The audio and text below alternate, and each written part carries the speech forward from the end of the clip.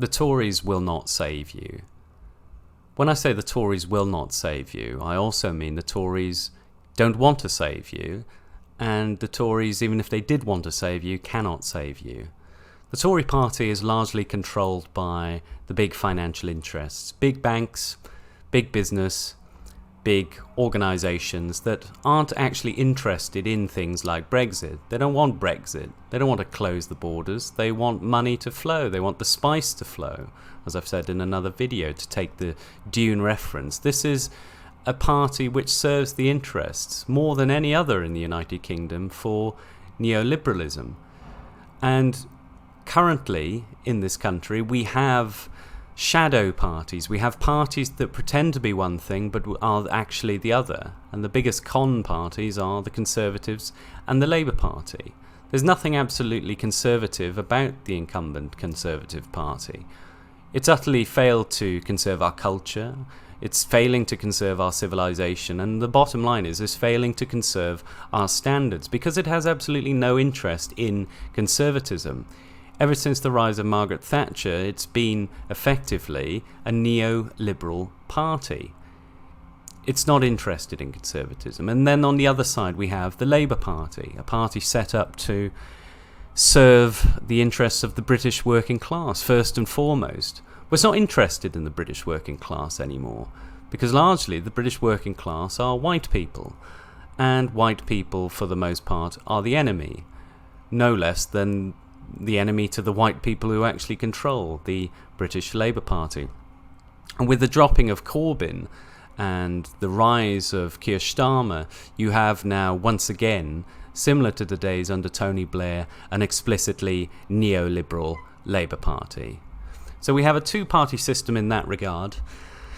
And then we also have half a party in the form of the Liberal Democrats, who effectively are the remnant of those individuals in the southwest of England and other parts of England that failed to industrialise during the 19th century, who didn't go over to the kind of proletarian politics of the Labour Party. But that's just a lot of ancient history. So they fight out for the establishment, kind of mainstreamed scraps of the elite between the Conservatives and the Labour Party. And you will note that there are many other parties in this country. The only other two are not real national parties, but the only other two of any real note at this point are quote-unquote the nationalist parties, who aren't real nationalists but are rather post-nationalist parties. That is Plaid Cymru in Wales and the Scottish National Party in Scotland. Of course, both with leaderships that are excessively concerned with open borders, with maintaining membership of neoliberal superstructures such as the European Union. Indeed, it was Plaid Cymru that was at the forefront of pushing for a motion in Wales to refer to Wales as the world's first quote-unquote nation of sanctuary. Now, what is a nation of sanctuary? Well, a nation of sanctuary is one which offers sanctuary to refugees and migrants. It is a nation which basically declares to the whole world, yes, please come into our nation, change us, for we are stronger with you than without you. And this was happening in Wales. This is happening by a supposedly national party, Wales being one of the poorest parts of the United Kingdom. What a wonderful commitment to the neoliberal establishment, to the neoliberal elite, the neoliberal order that wants to break down all nations and destroy all European peoples.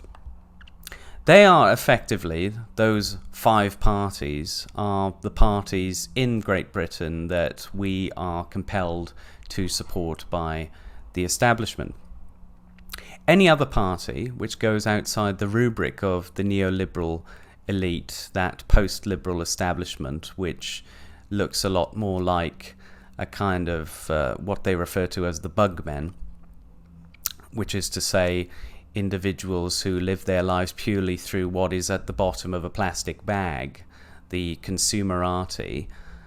They are the parties that support and relate to that. Any party outside of that is targeted and effectively crushed by the British establishment's contacts in the media and in general society. Any party which actually advocates for the interests of the common or garden British people is attacked and is assaulted and is effectively destroyed. We saw this happen with a number of parties, the most recent party, of course, being the UK Independence Party. So what do we do at this point? Well, it's very difficult to say what we can do.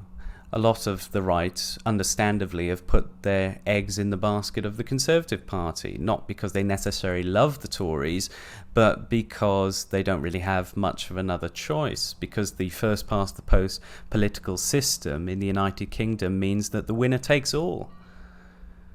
And you see, much of British politics is defined by not by voters who necessarily love the Tories or love Labour or so forth, but they vote Tory because they hate the Labour Party, or they vote Labour because they hate the Tory Party. We have a politics of negation, of negativity.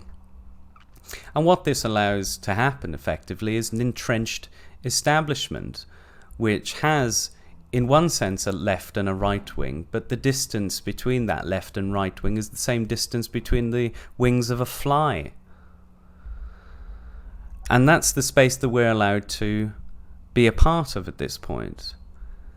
So, right now, as I've said, the Conservative Party cannot and will not save you. It serves the interests of the establishment elite.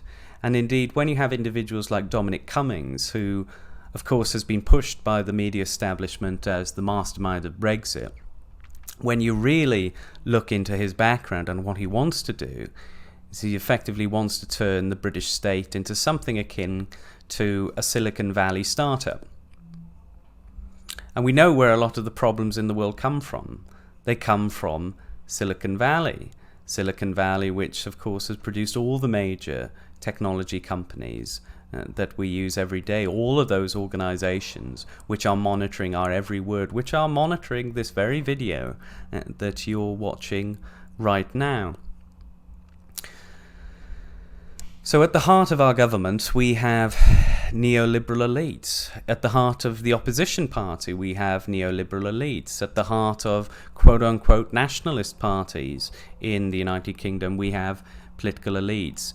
Indeed, all of these parties are occupied by their shadows. They are not what they claim to be. And that is what British politics is built on. We've always known that lies are told in politics, and a lot of political parties and politics are built on lies. But at this point, the distance between the claimed values of each political party and the reality of what their function is so great that we just are facing a black hole, really, for any kind of natural or real politics in the United Kingdom. There certainly won't be anything happening before 2021. And although I think Brexit will be achieved per se on December 31st, I don't think a deal will ultimately be made, at least in the short term. What does it matter when we have a government who are not actually interested in lowering migration? Of course, in the past year, we've seen a massive surge in international migration into the United Kingdom. While migration from the European Union has gone down, this has more than increased the total net migration in the UK. Why is this happening? How is this happening? Well, of course, Brexit was a great defeat for globalist interests. Of course, it was a defeat which came after many, many decades of pure victories for them. So now this has to be maintained and managed. They're in a damage control situation when it comes to Brexit. So what they have to do is make sure that while quote-unquote Brexit is achieved and the United Kingdom has left the European Union in a legal form, really now it will be about maintaining high levels of migration and doing it and sweeping it under the carpet. And this is what we've seen an instance of at this point, a key flashpoint in Dover. already this year, official figures put over 5,500 individuals coming over in those tiny dinghies since the start of the year.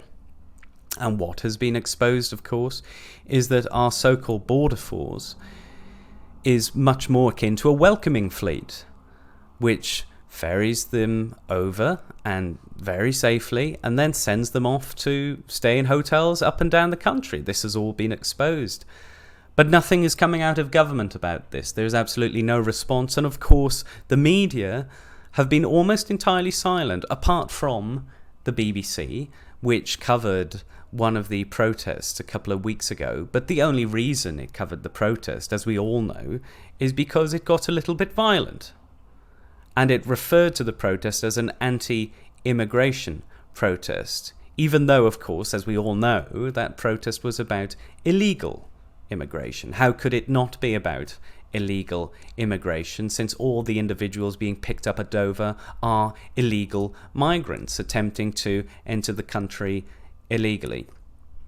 So this is all being buried by every single element of the establishment network, whether it's the media, whether it's government, and so forth. Indeed, it's been so buried by the media, one would suspect that government, or indeed the security services, have sent out what was once called a D notice to not report on this, or at least not report on it in any real factual light. So what can we do at this point? Well, I'm afraid I can't offer any solutions at this point and this year. The ongoing issues with COVID-19 and the willingness of the British people to cave in to the demands of a government which really is showing that it is not interested in maintaining the fundamental rights of British people, of the English people, of the Welsh and the Scots, in the face of these demands from globalist institutions. There really is not much we can do right now. But I look at 2021 and I think after the furlough ends, especially this October, there are going to be a great many people without any income in this country. At the high point, there were 9.6 million people in the United Kingdom furloughed, which is to say that the state was paying their wages.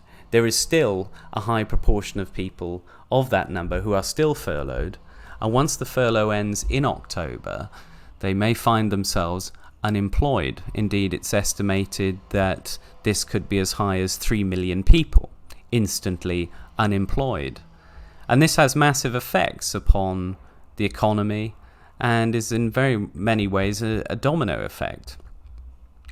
The country, of course, is in a greater deal of debt than it's ever been at this point, thanks to the measures of COVID-19, and indeed the Western world is in the same situation that it's now locked in. And of course, they're all talking about having what they call a global reset, because the neoliberal establishment knows that it's bankrupt. They're very well aware that this system is going to crash. So if it's going to crash, they want to crash it in the way that best serves their interests. So what I can even say with that is that, well, they have to resist, and there has to be, in the United Kingdom, a party that people can support. Now, I know there's many parties on the political right out there, with individuals who, some are better than others, and many others have very questionable backgrounds. But it simply won't cut it, because none of these parties are able to garner any kind of real media coverage. And it doesn't even matter if it's negative media coverage. It has to raise its profile. And there's nobody out there willing to do it, not at present anyway. But I think the energies are changing, not just in the United Kingdom, but globally. And even if Trump loses in November, I suspect that things will have to get a lot worse before they get better. So don't go into this totally with the glum mindset that it's all over. History shows us that things sometimes must get very, very bad before they get better. But please prepare yourselves for this, as there could be some much nicer soaring upland on the way